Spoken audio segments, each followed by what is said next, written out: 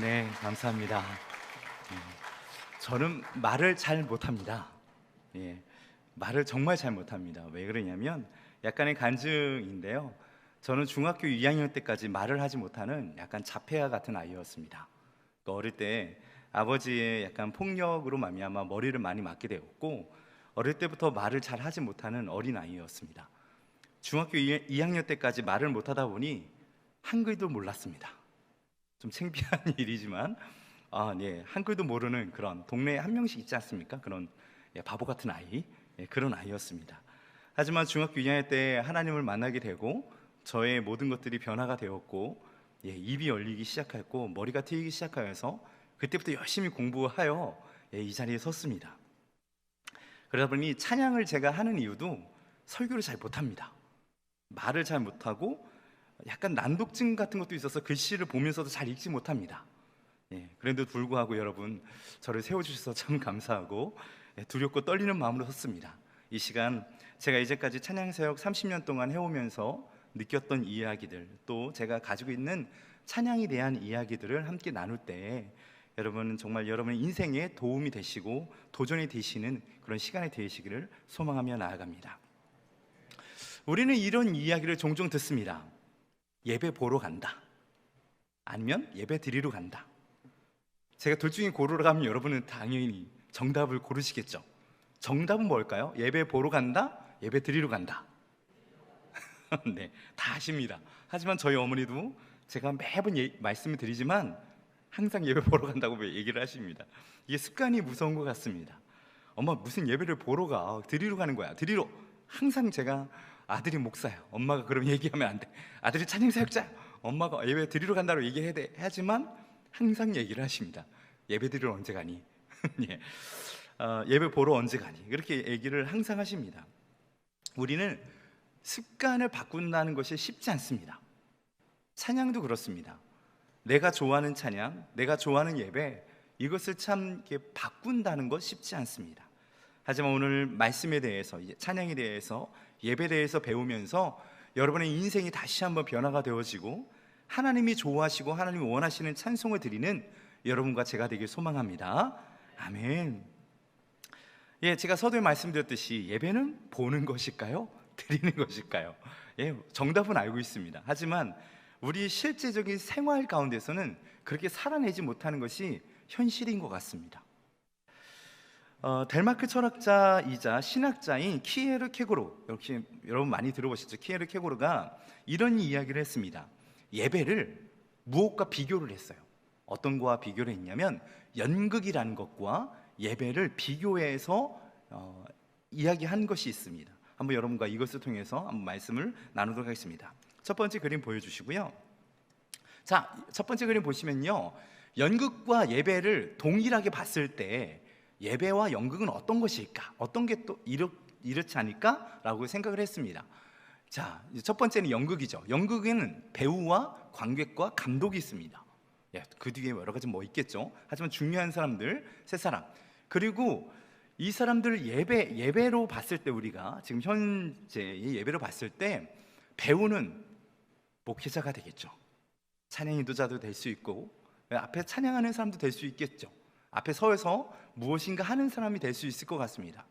관객, 여러분이 지금 앉아 계시는 회중이 될 수 있다라고 이야기를 하죠. 감독은 하나님, 그래서 하나님께서 예배를 이렇게 감독하신다. 만약 예배의 관점으로 봤을 때, 아니 연극으로 예배의 관점을 봤을 때 이렇게 우리가 볼 수 있다. 그런데 세상의 많은 사람들은 정말 예배를 연극처럼 보고 있다라고 말한다는 것이죠. 하지만 정말 중요한 것은 예배는 이렇지 않다라는 것이죠. 그 다음 그림 넘겨주시면요, 자, 이것이 예배에서 원하는 그림입니다. 자, 여기서 다른 게 있다면요, 배우, 회중입니다. 목회자가 아니고 앞에 서는 찬양단이 아니고 회중 모두 다이라는 것입니다. 거기 제가 생각할 때는 키에르케고르는 회중이라고 얘기했지만 저는 목회자도 여기에 들어간다라고 생각을 하고 있습니다. 찬양팀, 목회자, 회중 전부 다 배우인 겁니다. 그러면 관객은 누굽니까? 바로 하나님 한 분이시라는 거죠. 이것을 꼭 기억했으면 좋겠습니다. 많은 사람들이 관객이신 하나님과 동일하게 같이 예배를 즐기고 있습니다. 하나님 잠깐 앉아보세요. 같이 예배 봐요. 예배 보아요. 드리는 것이 아니라 예배를 보는 것으로 끝나고 있다는 것이죠. 저는 우리 충익교회 성도님들이 예배에 회중으로 있는 것이 아니라 예배에서 배우가 되고 여러분이 어떤 것을 드리든지 간에 드리는 시간이 되었으면 좋겠습니다. 또한 찬양을 들을 때 그냥 듣고 끝나는 것이 아니라 이 찬양을 내가 같이 고백하고 내가 부르지 못할지라도 그것을 내가 마음속으로 가사를 묵상하며 같이 고백할 때 그것이 하나님이 좋아하시는 그런 예배가 될 줄 믿습니다.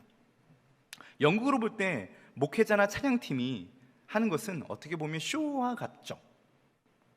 그래서 어떤 사람들은요, 이게 무대를 되게 화려하게 꾸미기도 합니다. 왜? 사람들에게 시선을 집중시켜야 되니까. 사람들에게 눈이 있기 때문에 그 눈을 뽑아야 돼요. 이쪽을 바라봐 하고 시선을 해야 됩니다. 그래서 조명도 쏘기도 하고요, 무대에 여러 가지 것들을 꾸미기도 합니다. 예배는 좀 그렇게 드리기도 하죠. 사람에게는 눈이 있기 때문에 어쩔 수 없는 것 같습니다. 하지만 우리가 그렇게 꾸민다 할지라도 중요한 것은 모두 다 하나님께 예배드리는 배우라는 것입니다. 자, 옆에 있는 분들이랑 인사 나눕시다. 당신도 배우이십니까? 하고 한번 인사 나눌까요? 네. 잠깐 행일 1일 수도 있고 행일 2도 있습니다. 네. 하지만 여러분, 무대에 선다는 것 자체가 중요합니다. 행인을 저는 해봤거든요. 저는 키가 좀 작지만 뮤지컬을 상당히 좋아했습니다. 목소리 크다고 학교에서 연극을 시켰어요.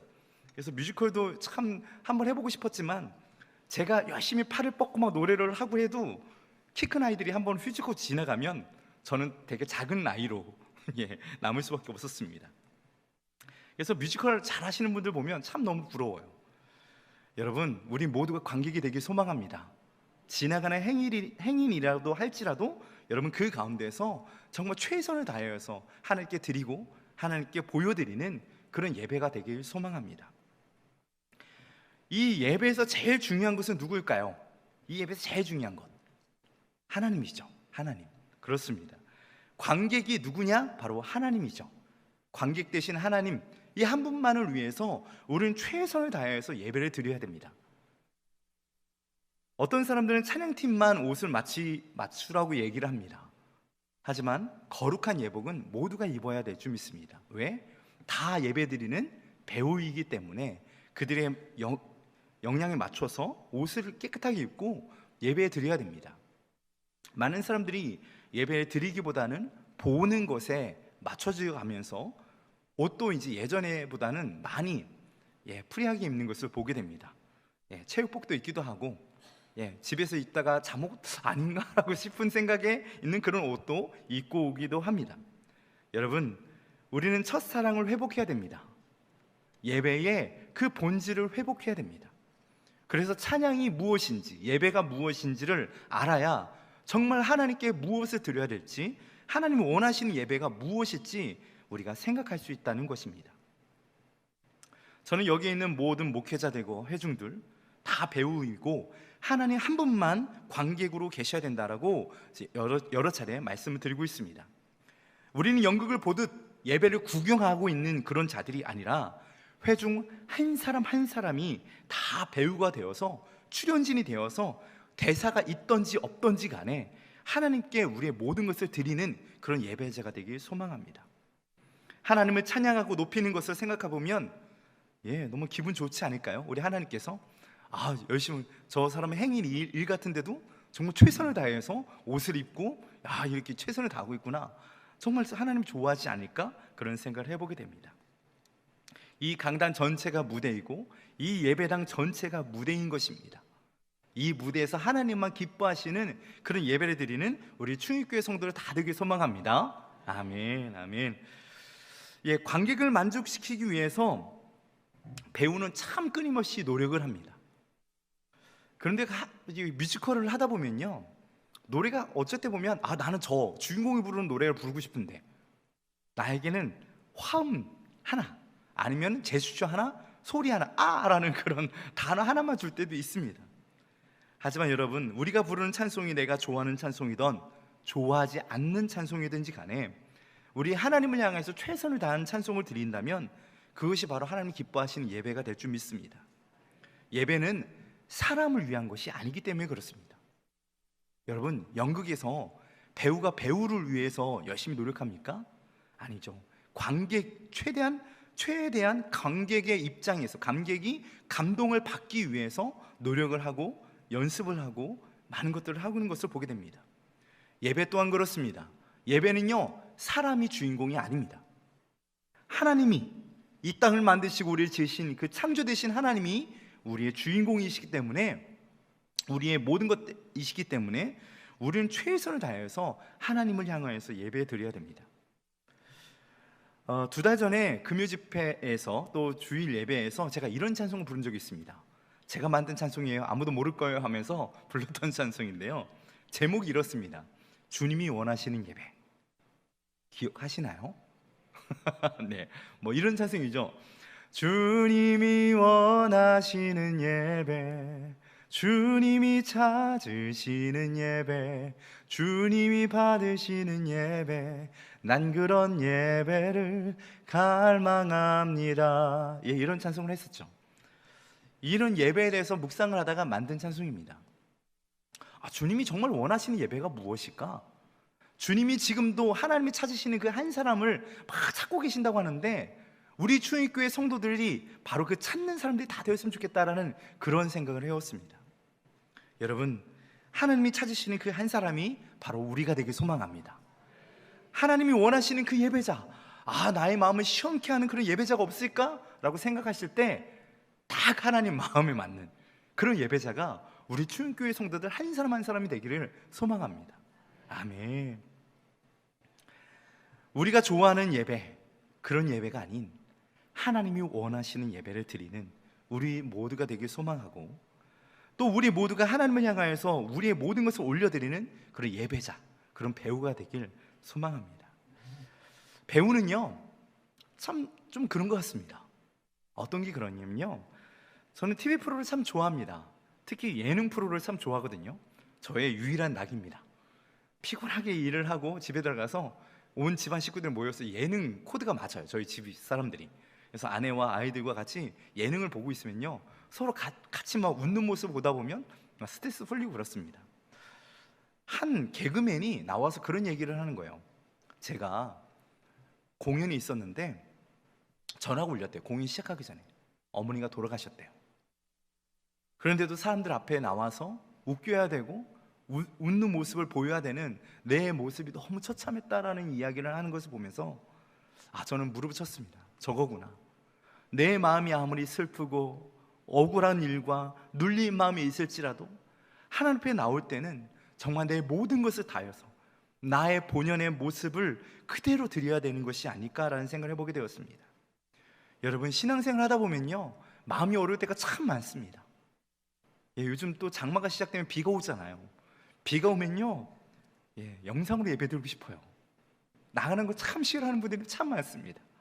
하지만 하나님을 만난다는 마음 가지고 우리가 참 비옷도 입고 챙겨 입고 교회를 간다면 얼마나 그 마음이 발걸음이 편할까, 정말 즐겁지 않을까라는 생각을 해보게 되었습니다. 여러분, 이번 장마철 힘이 들지만 예배에 나와서 주님께 올려드립시다. 양말이 젖어 있어도 괜찮습니다. 하나님, 양말이 젖었지만 나의 이 뜨거운 얼굴이 양말을 말리기로 소망합니다 하고서 뜨겁게 찬양하고 기도하고 예배드릴 때 하나님이 그 예배를 너무너무 받아주심이 있습니다. 악한 사단은요, 우리를 예배하지 못하게 합니다. 우리의 연약한 부분들을 파고들어서 우리를 찬양하지 못하게 합니다. 하나님, 오늘은 찬양할 마음이 아니에요.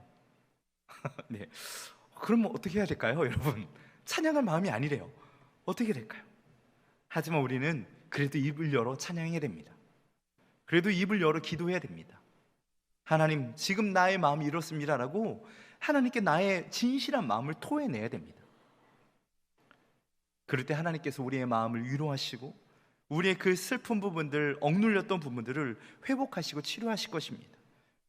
우리는 그것을 믿기에 오늘도 기도하며 예배하고 찬양하는 것입니다. 여러분, 슬프십니까? 마음이 좋지 않습니까?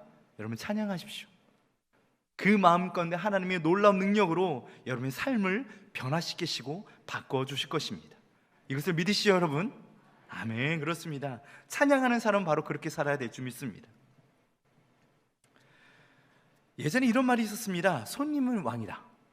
손님이 왕이다. 요즘 이런 얘기하면 약간 좀 얘기 싫어하시고 그렇죠. 저희 어머니는요 식당을 하셨습니다. 저희 아버지와 어머니 식당을 하셨는데 항상 식당에서 저는 늘 설거지를 도맡아 했습니다. 이게 말이 좀 어눌하다 보니 사람들과 의사소통이 좀 이렇게 편하지 않았습니다.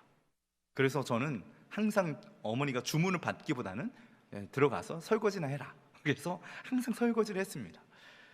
이게 설거지 하다 보면 참 이게 손님들 중에 참 이상한 손님들 많은 것을 많이 보게 됩니다. 밥을 먹으러 왔으면 밥을 먹고 참 나가면 좋을 텐데 술을 좀 약주 한잔 하시고 막 기물을 하고 막 그런 거 보면서 참 마음이 어려웠습니다. 왜? 제가 치워야 되기 때문에 그렇습니다. 이게 좀 그냥 나가시지, 밖에 나가 싸우지 왜 식당 앞에서 그걸 다 엎으시고 막 온 양념이 다 있으면 설거지는 제가 해야 되잖아요. 청소를 제가 해야 되거든요. 너무 싫었어요. 싸우는 게 싫은 것보다도 제가 해야 될 일이 많아지는 것도 너무너무 싫었습니다. 손님은 왕이다. 예전 말이죠. 예전에 이런 말을 참 많이 했죠. 여러분, 여러분의 삶에서 누가 왕이십니까? 여러분의 삶에 누가 왕이십니까? 혹시 하나님보다도 내가 더 우선되고 나의 감정과 나의 환경이 혹시 더 우선되어서 세상을 살아가고 있으십니까? 여러분, 찬양하는 사람은요 우리의 마음의 왕은 바로 예수 그리스도 한 분이십니다. 우리의 마음이 어찌하든지 간에 우리는 날마다 예배에 드려야 되고 우리의 삶이 아무리 지치고 피곤한 삶이라 할지라도 우리는 찬송해야 됩니다. 하나님의 명령이시기 때문에 그렇고 하나님이 좋아하시기 때문에 우리는 항상 그렇게 살아야 될 존재들입니다. 우리를 찬양의 존재로 만드셨기에 우리는 찬양해야 됩니다. 여러분, 삶은 늘 힘이 듭니다. 어렵습니다. 하지만 하나님 명령하셨기에 우리는 열심히 찬양해야 되고 기도해야 되고 말씀 가운데 나아가야 됩니다.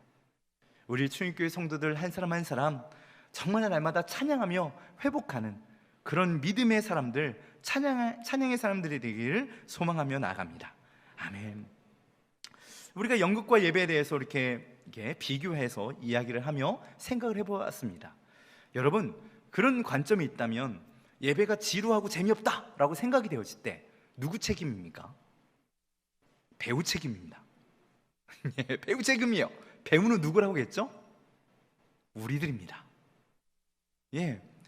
지금 우리가 예배가 재미없어, 설교가 재미없어, 찬양이 왜 그래? 라고 평가하고 있다면 여러분, 배우인데 배우가 배우를 지금 까고 있는 겁니다.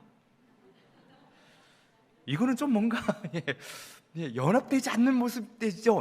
그렇습니다. 여러분, 말씀이 재미없을 수도 있습니다. 말씀이 무슨 얘기인지 알 수 없는 그런 이상할 때도 있습니다. 찬양이 음이 좀 안 맞을 때도 있고 그렇습니다. 하지만 여러분, 우리에게 그런 마음이 든다면 여러분, 우리는 정말 뭔가 잘못 생각하고 있는 것입니다. 우리가 바로 배우입니다. 지금 내가 배우로서 지금 이 무대에서 지금 다른 생각을 하고 있는 것입니다. 예배에 집중하지 못하고 내가 해야 될 그 내 배역을 지금 생각하지 못하고 다른 배역만 생각하고 그냥 구경꾼으로 전락해 있는 그런 모습인 것입니다. 하나님만이 우리의 객석에 있는 회중이 되어야 되는데 내가 어느 순간인가 교만해져서 하나님과 옆에 앉아 예배를 평가하고 있는 그런 교만의 모습이라는 것입니다. 여러분, 하나님과 뵙고 싶어 하십니까? 그것은 상당한 교만입니다. 여러분, 예배가 재미없고 지루하다고 생각한다면 다시 한번 기도하십시오. 하나님, 내가 지금 망각하고 있군요. 내가 배우입니다. 하나님, 내가 다시 내 본연의 모습으로 배우로서 하나님께 드릴 때에 하나님 받아주옵소서라고 내 마음을 고쳐먹고 예배드리는 여러분과 제가 되길 소망합니다. 설교자의 설교가 재미없어도 찬양이 만족할 만한 그런 것이 아닐지라도 우리는 관객 되시는 하나님께 최선을 다하면 됩니다. 예배가 지금 이 배우들이 막 실수도 하고 넘어질 때도 있고 그렇습니다. 하다 보면 가사도 까먹고 대사도 까먹습니다. 제가 그렇습니다. 열심히 외워도 제가 만든 노래를 제가 하다가 제가 까먹습니다. 그래서 저는 상당히 악보를 의존합니다. 저는 제가 외우고 있는 찬송이 한 1000곡 되거든요. 거짓말 좀 보탠 건가? 예. 거짓 천국 됩니다. 제가 외우고 있는 곡이 천국이 되는데 그래도 악보를 갖다 놓습니다. 예. 제가 찬양을 하다가 여러분과 시선을 마주치는 즉시 저는 가사를 까먹습니다. 저는 참 저를 믿지 못하겠습니다. 예. 잠깐 저희 간증을 하면요, 제가 이렇게 외울 수밖에 없었던 이유는 저는 좀 느린 아이였습니다. 서두에 말씀드렸던 것처럼 저는 다른 아이들과 좀 다른 삶을 살았습니다. 말도 느리고 한글을 중학교 2학년 때 배우기 시작했습니다. 기역, 니귿, 디귿 이것을 중학교 2학년 그때 배우기 시작했습니다. 많이 다른 사람들보다 느린 아이였죠.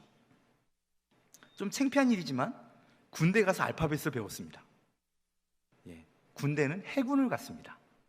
해군은 영어를 씁니다. 모든 기물들이 다 영어예요. 해치, 도어, 아니 뭐야 문이라고 하면 되지 왜 저거를 다 도어라고 부르고 막 다 영어로 불러요. 써놨는데 읽질 못하니 너무 힘이 들었습니다. 그렇다고 영어를 못한다고 얘기하기는 자존심이 허락하지 않고, 그래서 말을 하지 않았습니다. 이게 뭐야? 그러면 몸으로 때웠어요. 그냥 맞으면 되니까. 인생이 그랬습니다. 선생님이 너 이거 문제 풀어봐 그러면 가만히 있었어요. 뭐라고 썼는지 모르는데 어떻게 풀어요? 그런 아이였습니다. 그런 아이가 군대 가서 해군 배를 타다가 이제 육상으로 근무직을 나오게 되었습니다. 배 1년 타고 육상으로 나오다 보니 너무 좋았어요. 이제 교회를 다닐 수 있다. 배에서는요 교회를 잘 보내주지 않았습니다. 바깥하고 격리되어 있는 곳이다 보니 배에서는 교회를 갈 수 없었고, 제가 탔던 배에서는 예수 믿는 사람이 저밖에 없었습니다. 그래서 혼자서 예배드리고 혼자서 찬양하고 그렇게 1년 동안 예배를 드리다가 교회를 갔는데 너무 좋은 겁니다. 교회에서 같이 무리들과 찬양하는 것이 너무 좋았습니다.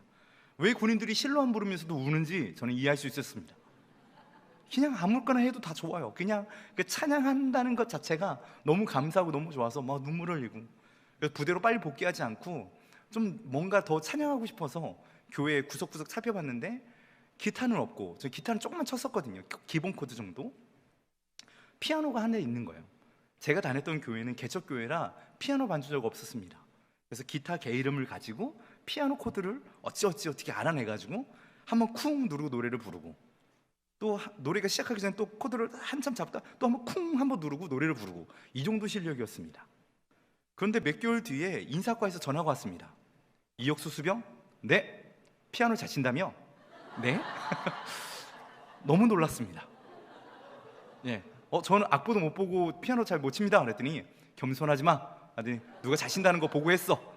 알고 봤더니 통일교회, 해군 진해에 있는 해군 통일교회에 피아노 군종이 제대를 하게 된다면서 피아노 군종을 오라는 것이었습니다. 정말 못 친다고 얘기를 아무리 해도 믿어지지 않았습니다. 저는 그렇게 피아노 군종으로 보직이 바뀌었습니다. 군대 왔는데 정말 피아노를 못 치고 악보도 보지 못하는 저희를 보며 인석 과장님이 한탄해 하시면서 욕을 하시기 시작하셨습니다. 못 친다고 얘기하지 왜 안 했냐고. 저는 정말 못 친다고 얘기를 했는데 그것을 믿어주지 않은 인석 과장님 책임이죠. 정말 너무 슬펐습니다. 그래서 인석 과장님이 돈을 대시고 저를 피아노 레슨을 시켰습니다. 교회에서는요, 군대에서는 하라면 해야 되는 거죠. 그래서 저는 잠도 못 자고 찬송가 3곡, 성가곡 1곡, 복음성가 4곡을 일주일 동안 외워야 됐습니다. 그렇게 군대 28개월 동안 피아노 쳤습니다. 그래서 찬양을 많이 외웠죠. 악보를 보는 척하면서 악보를 넘기고, 무조건 한마디 반주자가 쳐주면 외우는 거예요. 한마디씩. 그렇게 저의 찬양 사역은 시작이 되었습니다. 여러분, 이렇게 바보 같고 한글도 모르던 아이가 하나님께서 찬양 사역자로 시키기 위해서 그렇게 훈련시키셨습니다. 여러분, 하나님은 지금도 살아계시고 지금도 역사하고 계십니다. 혹시 여러분의 삶이 너무 답답하고 힘이 들고 나는 꼭 바보 같고 내가 할 줄 아는 것은 아무것도 없다고 생각되시는 것들이 있으십니까? 그렇다면 여러분, 하나님께 기도하십시오. 저는 그 함정에서 1년 동안 혼자 예배드리면서 참 수많이 기도했습니다. 하나님, 나 찬양하고 싶어요. 나 예배드리고 싶어요. 이 배에서 나 혼자 예배드리는 것이 아니라 정말 찬양하고 싶어요. 그러니까 하나님께서 저를 육상으로 근무를 빼시고, 그리고 또 피아노 군종으로 저의 보직을 바꾸시면서 제대하는 날까지 군대에 있는 교도소, 또 군대에 있는 정식병원부터 시작해서 많은 것을 위문공원 다니고 저희 교회가 굉장히 부흥한 그런 역사를 경험하게 되었습니다. 여러분, 나의 만족을 위해서 예배드리고 나의 만족을 위해서 찬양하는 것이 아니라 하나님 나를 위해서 쓰시옵소서, 하나님 정말 하나님 영광 돌리고 싶습니다라고 우리가 기도를 할 때 하나님 제일 기뻐하시는 것 같습니다. 여러분의 삶이 힘이 들고 어려운다 할지라도 여러분 찬양하십시오. 혼자서라도 기도하십시오. 그 혼자서에 드리는 그 찬송, 혼자서 드리는 그 기도, 혼자서 읽는 그 말씀으로 말미암아 하나님이 더욱더 기뻐하시는 정말 여러분의 찬양 사역자들이 다 되실 줄 믿습니다. 아멘. 제가 이렇게 세미나를 준비하면서 여러분이 어떤 것을 말씀을 드려야 될까라고 정말 많은 것들을 생각했습니다. 저희 집에 예배와 찬양에 대한 책들만 책장으로 2개가 되거든요. 예배와 찬양에 관련된 것만. 정말 예배와 찬양에 대해서 알고 싶어서 수많은 책들과 또 학교 가서 대학원에서 석사를 공부하면서 음악은 무엇인가, 정말 음악이라는 것은 무엇인가, 찬양이란 무엇인가, 클래식은 무엇인가, 실용음악은 무엇인가, 참 고민과 공부를 참 많이 했습니다. 그 모든 자료들을 다 뒤지기 시작했습니다. 어떤 것을 여러분에게 알려드려야 되지? 우선 기초부터 한번 가보자 라고 생각을 했습니다. 제가 이 교회에 있는데 계속 찬양 세미나가 있지 않겠습니까? 이번으로 끝날까요? 모르겠습니다. 그래서 한번 기초부터 처음부터 한번 시작해보자라는 뜻에서 찬송가와 복음송가부터 한번 좀 시작해보자라고 제 마음에 생각이 되었습니다. 여러분, 많은 분들이 교회에서 찬송가를 불러야 된다고 이야기를 하시고 저에게 많이 이야기를 하십니다. 벌써 충일교회 와서도요 벌써 10번 정도 넘긴 들은 것 같습니다. 찬송가 좀 많이 불러달라고. 저는요 그 마음을 너무나 잘 알고 있습니다. 왜? 이게 요즘 노래가요 너무 많이 나옵니다. 그러다 보니 아는 노래들이 별로 없어요. 그래서 저는 찬송가 불러달라고 하시는 그 권사님들과 장로님들의 말씀을 저는 어떻게 알고 있냐면, 내가 아는 찬송가 좀 많이 불러줘 라고 알고 있습니다. 여러분의 마음을 너무나 잘 알고 있기 때문에 최대한 많이 하려고 노력하고 있습니다. 그렇습니다. 진짜 찬송가를 불러달라는 말이 아니라 내가 아는 찬송가, 내가 은혜 받았던 노래들, 내가 아는 찬송들 좀 많이 불러줬으면 좋겠어요 라고 이야기하는 것이라는 것을 저는 그렇게 알고 있고 그렇게 듣고 있습니다. 제가 20대 초반에는요 이런 분들에 대해서 약간 반관심이 있었습니다. 지금 너무 감사해요. 왜 저에게 와서 어떤 찬양 좀 해달라고 부탁하는 이 모습이 저는 지금 너무 감사하고 고맙거든요. 근데 20대 초반에는요 제가 혈기가 좀 왕성했습니다. 그러면 제가 말을 못하는 대신 운동을 잘했거든요. 격투기를 했습니다. 격투기. 늘 격투기로만 이제 대회도 나가고 하다 보니 말이 못하니 몸이 먼저 움직이는 그런 아이였어요. 그랬던 아이가 교회 와서 찬양을 하자니 너무 힘이 들죠. 성질 다 죽이고 찬양만 하려니 너무 힘이 들었습니다. 하루는 교회 어른분들이 몇 분 오셔가지고 저를 막 한참 혼냈습니다. 왜 찬송가를 안 부르냐며. 그렇게 막 뭐라고 하시는데 한 30분간은 몰아세우셨어요 저를. 그래서 뭐 억울하니까 눈물이 나오더라고요. 그래서 제 마음에 다짐을 했습니다. 그래, 찬송가만 하리라. 찬송가만 하는데 단 모르는 찬송가들은 뽑았습니다. 여러분 혹시 찬송가 600곡 중에 몇 곡 정도 아십니까? 한번 집에 가서 한번 따져보세요. 이렇게 체크해가면서 100곡이 안 될걸요. 그래서 찬송가에 모르는 찬송들만 다 뽑아가지고 그때부터 한 3주 동안 찬송가만 했습니다. 아무도 부르지 않아요. 저만 부릅니다. 저만 기타 메고 저만 막 열심히 다 찬양했어요. 그러니까 또 다시 불렀어요. 또 막 혼냅니다. 아는 찬송가가 왜 없냐고. 아니 찬송가 부르라고 해서 찬송가 불렀는데 뭐 또 어떡하라고 나보고 그렇습니다. 그때 알았죠. 이분들이 얘기하는 게 찬송가 불러달라는 게 아니구나. 내가 아는 노래, 내가 은혜 받았던 노래들도 나도 같이 고백하고 싶은데 30분, 20분, 10분 정도 하는 그 찬송 속에서 내가 아는 찬송이 한 곡도 안 나올 때 그 느끼는 좌절감이라는 것이 참 이들이 참 어렵겠구나라는 생각을 했습니다. 그분들과 이제 여러 가지 이야기를 나누면서 20대 저는 참 그것들을 좀 많이 훈련했던 것 같습니다. 그래서 저는 여러분들의 고민들을 참 너무 잘 알고 있습니다. 또 딱 보기에 쉬운 남자처럼 보이지 않나요? 예, 그래서 많은 사람들이 저에게 쉽게 다가오십니다. 아니군요. 네, 많은 분들이 저에게 쉽게 다가오셔서 뭐 좀 해주세요, 뭐 좀 해주세요라고 이야기를 많이 하시는데 다 적어놓고 있습니다. 언젠가 기회가 되면 다 할 겁니다. 다만 지금 기회가 오지 않아서 하지 못하는 것뿐이니 여러분 기다려주시면 감사하겠습니다. 찬송, 여러분 찬송가는 거룩합니까? 다 찬송은 거룩하죠. 근데 저는 제가 들었던 말은, 제가 지금 찬양사역을 지금 30년째 해오고 있습니다. 30년째 해오고 있으면서 들었던 것은 찬송가는 거룩하고 복음성가는 저질스럽다. 예, 제가 이게 저희 학교 교수님께 얘기 들었던 이야기예요. 예. 클래식을 하는 교수님의 입에서 저런 이야기를 들으면서 저는 마음이 너무 아팠습니다. 찬송가는 거룩하고 클래식은 거룩하고 우리가 하고 있는 복음성가는 저질스럽구나. 저질스럽게 드럼을 치고 저질스럽게 악보도 못 보는 피아노 반주자. 그러게 되면서 너무 마음이 아팠습니다. 그래서 더욱더 찬양에 대해서 더욱 열심히 공부를 했던 것 같습니다. 여러분 어떠십니까? 여러분이 아시고 있는 찬송가들은 정말 몇 곡이나 되십니까?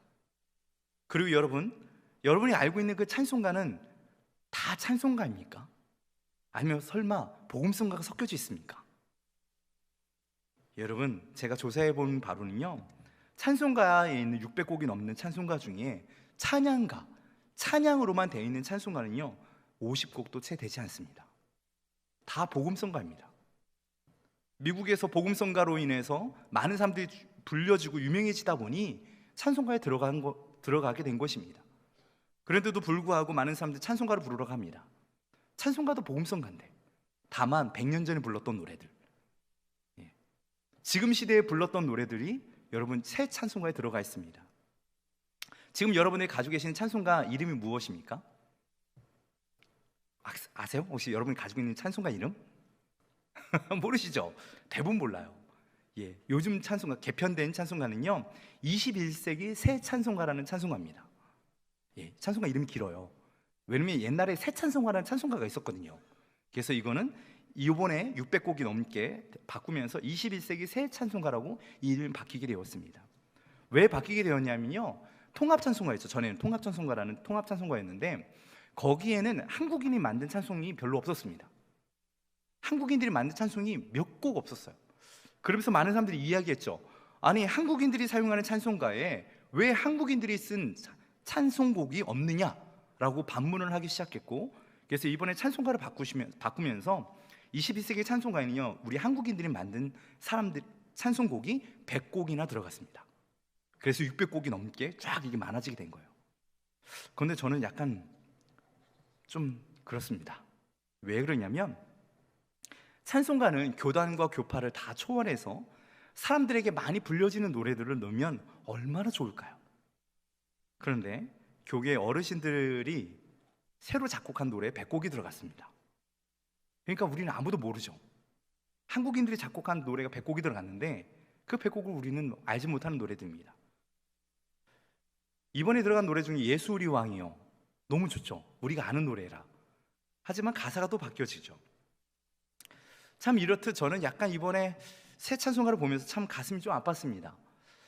좀 이게 찬송가라고 해서 교회에서 좀 불려지기를 소망하는 사람들이 이렇게 많은데 우리가 아는 노래들, 우리가 은혜 받았던 노래들, 한국인들이 작곡한 노래들이 상당히 많은데 그 노래들을 좀 넣어줬으면 얼마나 좋을까라는 그런 아쉬움이 좀 남습니다. 여러분, 우리 찬송가가 찬송가 되게 여러분이 기도해 주시길 소망합니다. 또 여러분들이 날마다 이 찬송을 많이 알기 위해서 노력했으면 좋겠습니다. 이 새로 찬송가 600곡 여러분 하루에 한 곡씩만 배워도요 2년 넘게 배워야 됩니다.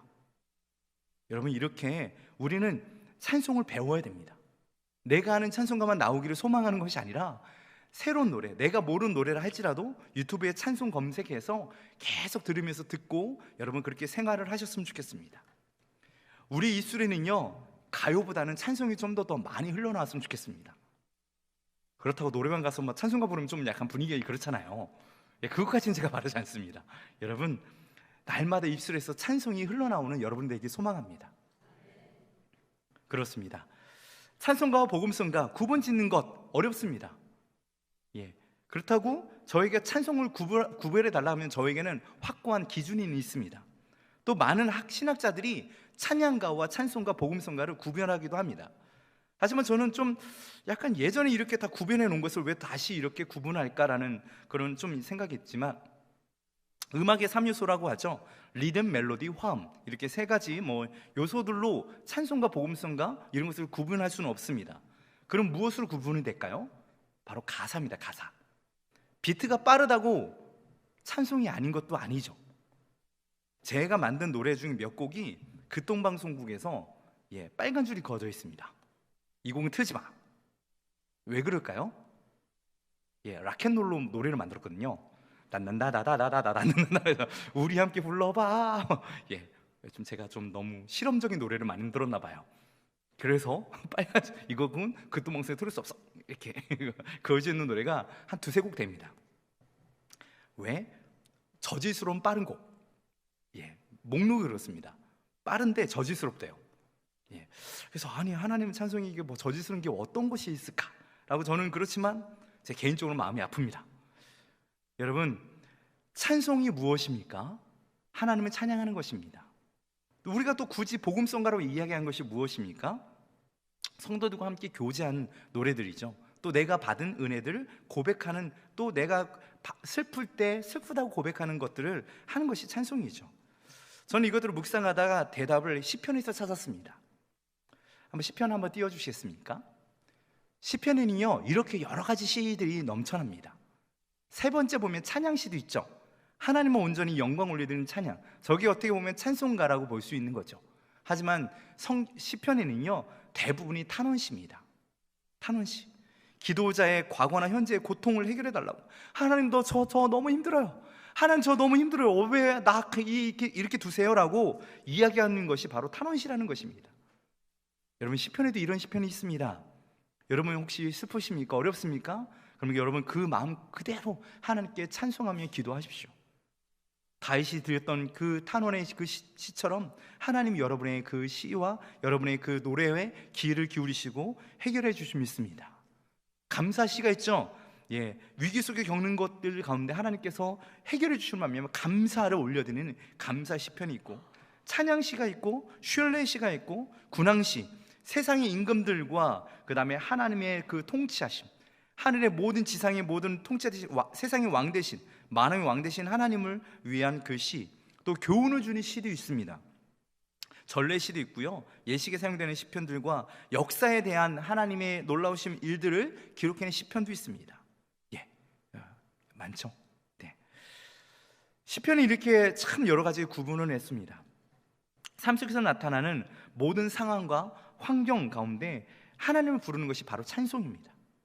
여러분, 어떤 것은 거룩하고 어떤 것은 천하다라고 여러분 그렇게 구분을 짓고 세상 가운데 살아가는 것이 아니라 하나님 안에 다 모든 것이 가다라고 생각하시면서 하나님과 동행하는 것이 제일 중요하다고 저는 생각이 되어집니다.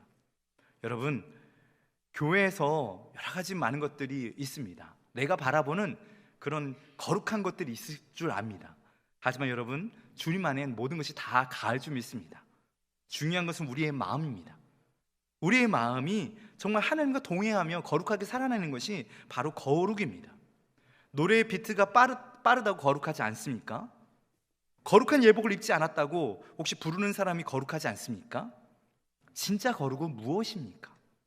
날마다 하나님 묵상하고 우리와 함께 하시는 하나님께 기도와 말씀 붙잡고, 슬플 때 슬프다고 고백하고, 감사할 때 감사하다고 고백하고, 기쁠 때 기쁨을 표현할 줄 아는 사람이 하나님을 찾으시는 사람입니다. 기쁠 때 웃지 않고 슬플 때 울지 않는 그런 사람들이 아니라 하나님이 원하시는 사람은 그렇게 자기의 연약한 모습을 그대로 드러나는 사람을 하나님은 찾으십니다. 우리 찬송 그래야 될 줄 믿습니다. 우리의 노래는 그렇게 우리의 삶으로 드리는 노래가 돼야 될 줄 믿습니다. 노래는 노래로서 끝나는 것이 되면 안 됩니다. 여러분의 마음과 여러분의 정성을 다한 것이 드려지는 노래야지만 하나님 받으시는 노래가 될 수 있습니다. 여러분에게 취향이라는 거 있지 않습니까? 내가 좋아하는 노래라는 것이 있습니다. 그래서 우리는 노래방 가서 18번이라고 부르는 그 노래를 꼭 부르고 나오는 것을 바라보게 됩니다. 며칠 전에 저희 아들들과 같이 노래방에 갔습니다. 동전 노래방. 신세계였습니다. 정말 노래방은 너무 오래간만에 가왔거든요.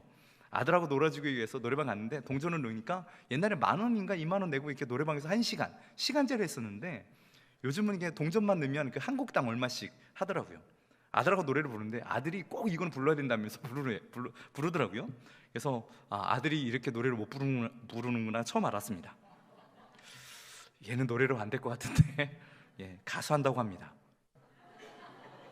마음이 어렵습니다. 얘를 어떻게 키워야 될까? 마음이 어렵습니다. 사람요 각자 좋아하는 것이 있습니다. 노래도요 자기가 좋아하는 노래가 있고 옷도 자기가 좋아하는 옷이 있는 것처럼 취향이라는 것이 있는 것 같습니다. 교회도요 많은 사람들이 모이다 보니 참 많은 각자의 취향이라는 것이 다 다르다는 것을 보게 됩니다. 어떤 사람들은 저거 괜찮은데 어때? 라고 얘기하지만 어떤 사람에게는 그것이 절대 저건 아니야 라고 하는 것도 있는 것 같습니다. 종교개혁자 세 사람이 있습니다. 여러분 아시죠? 루터, 칼빈, 쯔빙글리. 같은 시기에 이게 시기에 태어나서 종교개혁을 한 우리가 세 명의 종교개혁자들을 많이 이야기를 합니다. 이 사람들이요 음악적인 취향이 너무나도 달랐습니다. 말씀에 있어서는 다 하나였는데 음악에 있어서는 이 사람들 다 다른 사람들이었습니다. 한번 루터 교회 음악 한번 띄워주시겠습니까? 루터 생김이 저렇게 생겼는데 루터 음악은 하나님의 창조물이며 인간에게 주신 위대한 선물이다. 이것을 참 음악가들이 많이 사용합니다. 클래식 하시는 분들이 많이 인간에게 주신 위대한 선물 바로 이 음악이다 라고 이야기를 많이 합니다. 기악, 악기 연주도 교회에서 허락될 수 있다 라고 이야기합니다. 음악을 듣고 느끼는 것은 느끼고 기뻐하는 것 그건 죄가 아니다. 음악은 마귀와 싸울 수 있는 힘도 도와준다 라고 이야기했습니다. 음악은 신학과 매우 가깝다. 음악은 세상을 묶는 힘과 질서를 가져온다. 음악은 사람의 생각, 감각, 마음, 감정을 다스린다. 하나님의 음악을 통해 복음을 선포하신다. 음악은 신앙을 불러일으키는 성령의 도구다라고도 이야기하고 있습니다. 정식적 무감각, 게으름 등을 떨쳐버리고 인간을 생동케 하는 그런 힘이 있다라고 이야기했고요. 언어를 뛰어넘는 환호의 외침과 비슷하게 될 수 있다. 또 음악이 교육에 있어서 도움이 된다라고 이렇게 이야기를 했습니다. 여러분 혹시 동의하십니까? 동의하지 않는 분도 있을 겁니다. 아까도 말씀하듯이 서로 각자의 맞는 생각이 있기 때문에 그렇습니다. 루터는 그렇게 생각을 했습니다. 이렇게 생각을 했습니다.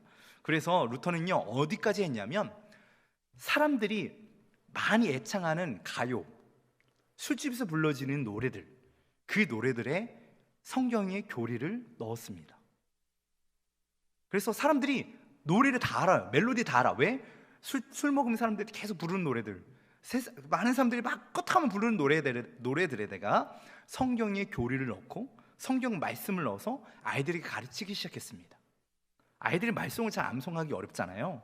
그러니까 성경의 말씀을 그 노래들 다 아는 멜로디에다가 말씀을 넣어서 이 사람들에게 전파를 했고 이것을 찬송가라고 해서 편찬도 했습니다. 그러니까 사람들이 교회 처음 나오는 사람들이 다 아는 노래들인 거예요. 가사만 모를 뿐. 그런데 노래라는 것은 몇 번 반복하다 보면 외워지지 않습니까? 그래서 루터는요 음악을 교육의 도구로 사용하기도 했습니다. 하지만 종교개혁을 했던 다른 두 사람은요 칼빈과 쯔빙글리, 이 두 사람은요 루터와 음악 스타일이 완전히 다른 것을 보게 됩니다.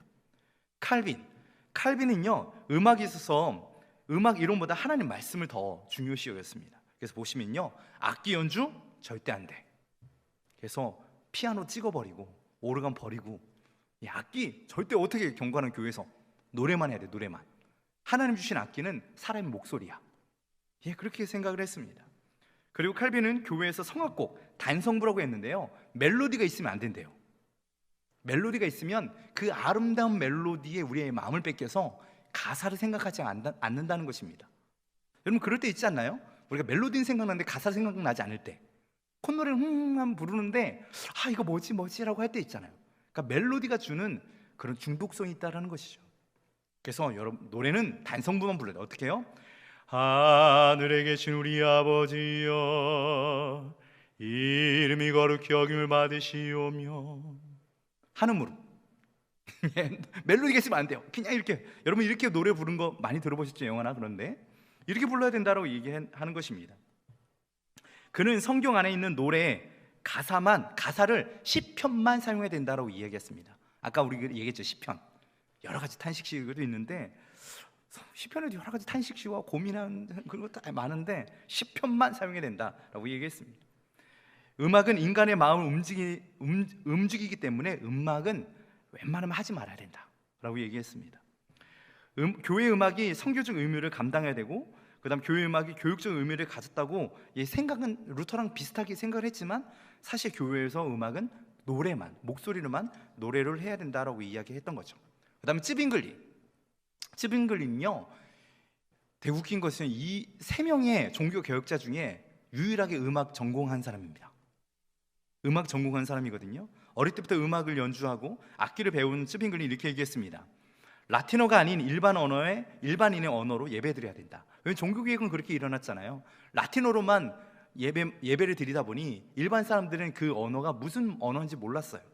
그래서 일반 우리들의 자국어로 해석을 해서 예배를 드려야 된다. 그리고 평교인들은 기도에 참여가 있어야 된다. 그리고 계속적인 성경 나눔을 해야 된다. 교회에서 음악 사용은 금지한다.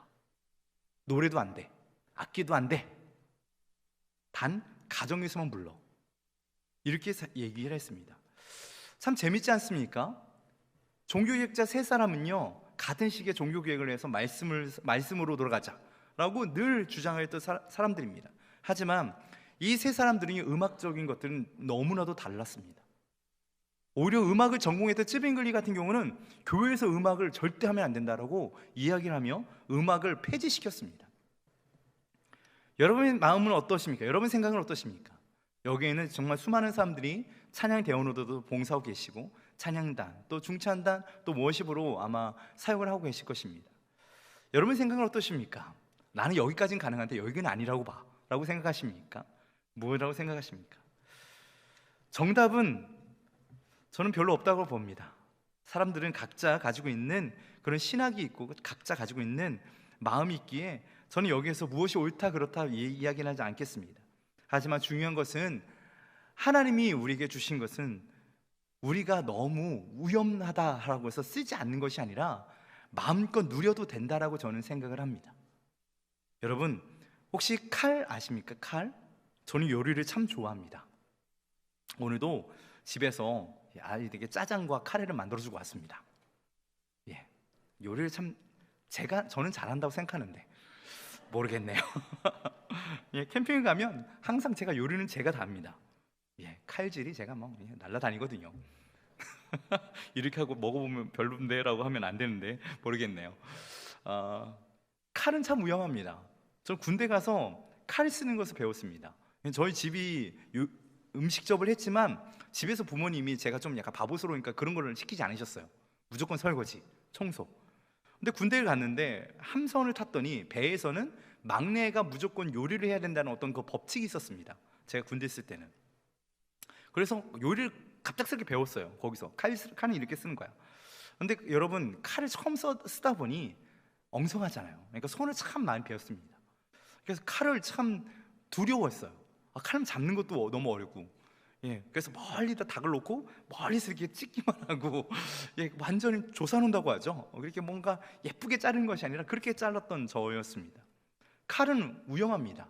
하지만 요리사에게 들려질 때 칼은 요리를 아주 맛있게 하고 아주 요리를 먹음직스럽게 만들 수 있는 도구가 되지만, 그 칼이 강도에게 들려질 때 그 칼은 사람을 죽일 수 있는 흉기로도 변하게 됩니다. 음악은 그런 것 같습니다. 참 위험합니다.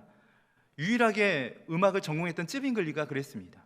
자기가 음악을 전공하다 보니 음악은 참 위험한 거구나, 어설피 다루면 안 되는 거구나 하고서 음악을 교회에서 몰아내버렸습니다. 여러분 음악은 참 위험합니다. 그러기에 우리는 더욱더 기도하고 음악을 연주해야 되고 노래를 불러야 됩니다. 음악이 좋아서 찬양됐을 수도 있고, 음악이 좋아서 악기 연주할 수도 있고, 춤이 좋아서 워십을 할 수도 있습니다. 하지만 여러분 그것을 혹시 우리의 교만의 모습으로 비춰지지 않을까 조심스럽습니다. 여러분 우리는 분명한 것을 알아야 됩니다. 우리는 무대에서 이것을 누리는 자들이 아니라 하나님만 바라보고 찬양하는 사람들이어야 됩니다. 칼은 위험합니다. 하지만 잘 쓰면 좋습니다. 음악은 위험합니다. 혹시 자기 만족으로 말미암아 자기 만족으로 사용될 수 있고, 노래를 부를 때 내가 오늘 노래 잘 되는데 하면서 내 속으로 감탄할 수도 있습니다. 감탄으로 끝나는 것이 아니라 이런 목소리 주신 하나님께 영광 올려드려야 됩니다. 워십을 하면서 나에게 이 건강한 육체를 주신 하나님께 감사하며 워십을 해야 됩니다. 여러분이 어려운 것들이 있습니까? 그러면 하나님께 다 드리며 나아갑시다. 그러면 하나님께서 그 교만한 마음까지도 꺾어주시자 믿습니다. 자, 마지막으로 이제 성경에 나오는 여러 가지 찬송의 모습들을 하면서 마무리할까 합니다. 여러분, 음성으로 찬양하십시오. 하나님 찬양할 때 목소리 다해서 찬양했으면 좋겠습니다. 입으로 찬양해야 됩니다. 오늘 말씀처럼 내가 입으로 여호와께 크게 감사하며 무리를 찬송하오니, 여러분 입을 다해서 찬송하십시오. 저는 항상 주일 예배 때마다 농아에 있는 우리 사람들이 수화로 찬양하는 거 볼 때마다 웬만하면 안 보려고 그래요. 자꾸 눈물이 나서 마음이 좀 그렇습니다. 나에게는 하나님이 목소리를 주셔서 이렇게 찬양하는데 이분들은 이 목소리를 찬양하지 못해서 얼마나 답답할까라는 그런 마음이 있습니다. 그리고 장애우들이 찬양 사역을 30년 하다 보니 장애우들이 있는 곳을 참 많이 사역을 다니게 됩니다. 마음이 어렵습니다. 손이 없어서 박수를 못 치니까 막 발바닥으로 땅을 구르면 찬양하는 모습 보면 나에게는 목소리 주셨는데 내가 더욱 열심히 찬양해야 되겠다라는 생각을 하게 됩니다. 여러분, 하나님이 우리에게 제일 좋은 목소리를 주셨습니다. 음이 맞지 않는다 할지라도 여러분 큰 목소리로 하나님 찬양하십시오. 옆에 사람이 이렇게 희끈히 쳐다봐도 괜찮습니다. 여러분, 하나님만 바라보고 찬양하십시오.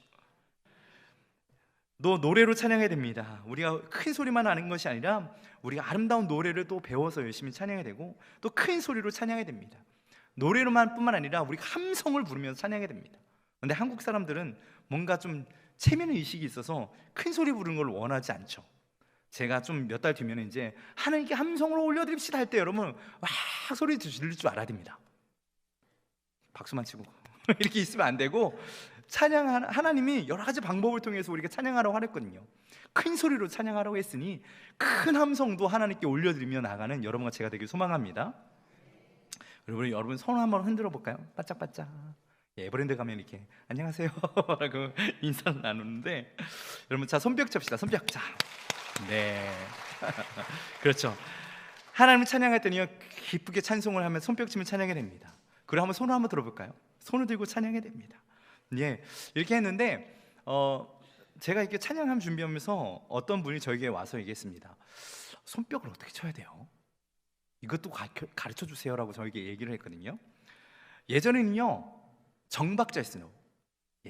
첫 박자 우리 주의 성령이 내게 이거였어요. 근데 어느 순간 교회에서 하나 둘 치죠. 그래서 많은 사람들이 이렇게 칩니다. 앞에서 찬양하다 보면 여러 보입니다. 이것을 맞추기 위해서 막 노력하시는 우리 권사님들 보면 막 은혜가 돼요. 어떻게든 저거 맞추시려고 노력하는 여러분 박수 아무렇게나 쳐도 됩니다. 정답은 없어요. 첫 박에 치는 이유는요, 우리 한국 문화가 진과 북이 첫 박자입니다. 덩기더 궁더러 덩, 첫 박자다 보니 한국에서는요 첫 박자가 맞습니다. 근데 외국에서는요 드럼 박자를 치거든요. 원, 투, 드럼 박자를 쳐요. 드럼 박자, 드럼의 스네어를 치는 박자에 맞춥니다. 그래서 노래는요 박수는 정답은 없습니다. 여러분 치시고 싶은 대로 치시면 돼요. 내가 못 맞추기 때문에 막 이게 맞추려고 막 노력하시는데 괜찮습니다. 박수에 자유했으면 좋겠습니다. 제가 정박자 친다고 째려보거나 그러지 않습니다. 혹시 찬양 단원 중에 혹시 막 째려보고 계시면 저한테 얘기해 주세요. 제가 대신 혼내겠습니다. 박수는 여러분이 원하시는 대로 치시면 됩니다. 하나님 주신 건강한 손바닥 가지고 정말 치시고 싶은데 치시면 됩니다. 하나님이 정말 원하시는 것은 여러분의 마음을 다하는, 그 박자를 맞추고 하는 것도 좋지만 정말 치시고 싶은데 찬양해 주시면 좋겠고요. 손을 드실 때 여러분 손바닥을 보이는 행동과 손등을 보이는 행동이 약간 다릅니다. 제가 이제 만들어낸 거긴 하지만 수많은 책들과 봤을 때 이렇게 하는 것이 좀 성경적이겠구나라고 생각이 되었습니다. 여러분 손바닥을 한번 보여볼까요? 손바닥. 손바닥을 보이는 행동은요, 난 투항하겠습니다, 나는 항복합니다라는 제스처를 하겠습니다. 왜냐면 항복하는 사람이 혹시 이렇게 항복합니까? 뭔가 음흉하지 않아요? 손바닥에 뭔가 있을 것 같잖아. 그렇죠? 딱 하면서 칼이 막 이렇게 있고 막 그래서 항복하는 사람은 손가락을 다 벌려서 나는 아무것도 가진 것이 없습니다, 당신께 항복합니다라고 이야기합니다. 여러분, 찬양하다가 하나님, 나 마음이 너무 어려워요, 나 이제 교만함을 내려놓고 하나님께 나아갑니다 라고 그때 항복합니다라고 제스처로 이렇게 드시면 됩니다. 또 손바닥을 보일 때는 어떻게 하죠? 뭔가 드릴 때, 뭔가 올려드릴 때 손바닥이 밑을 향해서 하죠. 그러니까 손바닥이 밑을 향해서 할 때는 하나님 내 마음을 받아주세요 할 때는 여러분 표현을 이렇게 하시면 됩니다. 여러분, 찬양에는 정답은 없지만 여러분의 마음을 표현해야 됩니다. 왜? 우리는 다 배우이기 때문에 움직여야죠. 배우가 가만히 있어도 됩니다. 나무일 수 있어요. 극 중에 나무로 올라설 수 있습니다. 하지만 나무가 아닌 이상 움직여야죠. 하나님이 원하시는 것은 여러분이 다 배우로서 움직이기를 원하십니다. 그래서 여러분 이 손을 사용해서 하나님 찬양했으면 좋겠습니다. 또 악기로 찬양하러 이야기하고 있습니다. 악기를 치는 사람들, 또 여러분 많은 분들이 악기를 배우고 있잖아요. 그거는 더욱더 잘하기 위해서 열심히 연습해야 됩니다. 성경에서는 공교에 연주할지어다, 정말 섬세하게 연주할지어다 이야기하고 있습니다. 악기 연주는요, 악한 사단도 물러갑니다. 여러분, 정말 열심히 악기도 연주하고 손뼉도 치고 노래도 부르면서 찬양했으면 좋겠습니다. 그 다음에 제일 우리 한국 사람이 어려워하는 것, 몸으로 찬양하는 것입니다. 성경에 보면요, 몸을 굽혀서 무릎을 꿇고라는 것이 있습니다. 저는 주바락이라는 청소년 선교회를 한 25년 정도 사역을 했거든요. 그러다 보니 일반 교회에서 사역은 이제 개척교회만 섬겼어요, 항상. 큰 교회에서는 이제 해야 될 일들이 많잖아요. 그러니까 개척교회는 이게 토요일과 주일만 가면 사역하면 되니까, 그래서 저는 일주일을 주바라기 청소년들을 위해서 수련회와 여러 가지 사역들을 감당하고, 그 다음에 이제 토요일과 주일은 교회 섬겼죠. 많은 청소년들과 이렇게 25년 정도를 이렇게 생활하다 보니까 한번 여러 가지 시도를 많이 해봤습니다. 왜냐면 교회에서는 하기 어려워요. 제가 찬양하다가 자 옆에 나와서 무릎 꿇고 찬양하겠습니다 그러면 여러분 1000명이 되는 분들 갑자기 무릎 꿇고 그러면 되게 혼란스러워하겠죠. 근데 성경에서는요, 몸을 굽혀서 무릎을 꿇고 라고 하나님을 찬양할 자라고 이야기했습니다. 여러분, 혹시 갑자기 무릎 꿇기가 두렵습니까? 옆에 사람들이 시선에 혹시 두렵습니까? 하나님만 보고 찬양합시다. 혹시 이 예배, 우리 이 세미나 이후에 예배하는 중에 어느 분이 무릎 꿇고 찬양한다면 여러분 더 기도해 주십시오. 저의 마음이 가난하구나, 오늘 하나님 저분을 만나 주십시오라고 중보하며 기도하며 찬양했으면 좋겠습니다. 또 하나님은요, 굽혀서뿐만 아니라 서서 찬양하라고도 얘기합니다. 제가 가끔씩 이제 우리 같이 한번 무릎이 불편하지 않는다면 한번 서서 찬양합시다라고 선포할 수 있습니다. 제가 오늘 고관절 염증이 와가지고 지금 걷는 게 지금 좀 너무 불편한데, 하나님 이렇게 몸을 움직일 수 있다는 거 너무 감사할 텐데, 여러분 설 수 있을 때 서서 찬양하십시오. 우리 건강 주신 것 또한 하나님의 은혜인 줄 믿습니다. 그리고 세 번째, 춤을 추며 찬양하라라고 기록하고 있습니다. 이거 참 쉽지 않습니다. 저도 그렇습니다. 저는 대전 사람이라 너무 부끄럽습니다. 움직이는 것도 부끄럽고 그렇습니다. 하지만 성경에서는 여러 군데에 나옵니다. 다윗도 춤을 추며 찬양했습니다. 자기의 기분 좋은 것을 표현했습니다. 하나님께서는요, 그렇게 자기의 감정을 서슴없이 표현하는 것을 참 좋아하십니다. 체면 문화 중요하지 않습니다. 하나님과 지금 나 혼자만에 있는 예배 시간을 통하여서 하나님을 원하신다면 그렇게 마음껏 우리의 마음을 올려드리는 여러분과 제가 되길 소망합니다. 우리 충익교회 성도들 여러분, 하나님은요, 우리의 모든 것을 드리기를 소망합니다. 원하십니다. 북한에 이런 말이 있습니다. 한 알의 총알은 한 사람의 심장밖에 못 뚫지만 한 곡의 노래는 1000만인의 심장을 뚫는다. 제가 북한을 찬양하고 막 그런 사람들은 아닙니다. 근데 이 말은 너무 좋더라고요. 한 알의 총알은 한 사람의 심장밖에 뚫지 못하지만 한 곡의 노래는 1000만의 심장이 뚫는다. 여러분, 찬양한다면 여러분의 가정이 변화가 될 것입니다. 여러분의 가정 가운데 찬양을 계속 틀어놓으십시오. 그 찬양을 통하여서 여러분 가정이 변화가 될 것이고, 우리 교회에서 찬양이 울려 퍼질 때마다 정말 그 상처받은 사람들이 교회에 나와서 그 상처가 회복되는 역사를 경험하게 될 것입니다. 저는 여러분 모두가 정말 참된 찬양을 드렸으면 좋겠습니다. 거짓에 속고 있고 무엇인가 체면에 내가 이렇게 하면 안 되지 저렇게 하면 안 되지 이런 것이 아니라 하나님이 원하신다면 나의 모든 걸 드려서라도 찬양할 수 있는 그런 예배자들이 다 되길 소망합니다. 이 시간 참된 예배, 참된 찬양이라고요. 제가 예전에 만든 찬양인데 한번 여러분과 함께 고백하고 기도했으면 좋겠습니다. 찬양 가사는 이렇습니다. 참된 예배, 참된 찬양을 주님께서 찾으시네. 아버지께 영과 진리로 예배하리라, 예배하리라. 하나님은 영이시니 내가 영으로 예배하리라. 하나님은 영이시니 내가 영으로 예배하리라. 할렐루야. 사랑의 하나님, 우리 영으로 계시는 우리 하나님, 우리가 영을 다해서 나의 마음과 정성을 다해서 우리의 삶의 모든 예배를 다해서 하나님께 드리기 소망합니다. 이 시간 우리 찬양하며 나아가겠습니다. 참된 예배, 참된 찬양을 주님께서 찾으시네. 아버지께 영과 진리로 예배하리라, 예배하리라. 하나님은 영이시니 내가 영으로 예배하리라. 하나님은 영이시니 내가 영으로 예배하리라. 다시 한번 하나님은 영이시니 하나님은 영이시니 내가 영으로 예배하리라. 하나님은 영이시니 내가 영으로 예배하리라. 우리 마지막으로 하나님은 영이 내가 영으로 예배하며 나아갑니다. 내가 영을